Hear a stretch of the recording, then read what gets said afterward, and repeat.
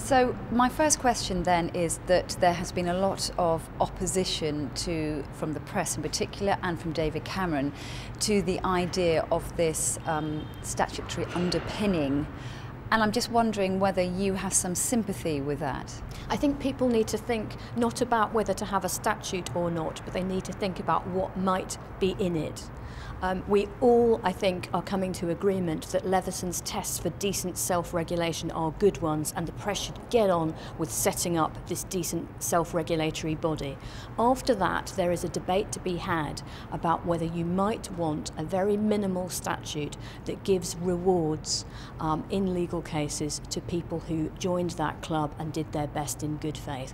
That we can decide in time. The pressing thing is for the press to get on and set up this club that meets Leveson's tests for public confidence, independence, arbitration, complaints and ethics codes. That's what should happen straight away.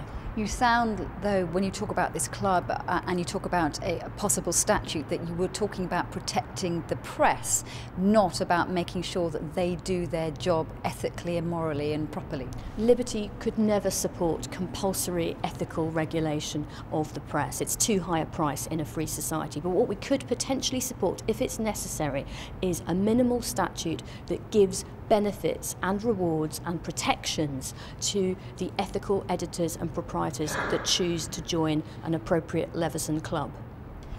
Do you think then that David Cameron has come out against this just far too harshly and has kind of thrown the baby out of the bathwater?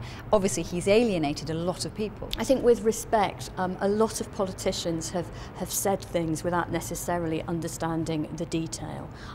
We have Mr Miliband saying he'll implement the whole of Leveson. There's thousands of pages there. And we have Mr Cameron saying he won't touch a statute in any event. I think they need to think about the fine print. The press needs to start by setting up a decent Leveson club to give the public confidence in their complaints and regulatory system, and then the politicians can decide whether a statute is needed or not.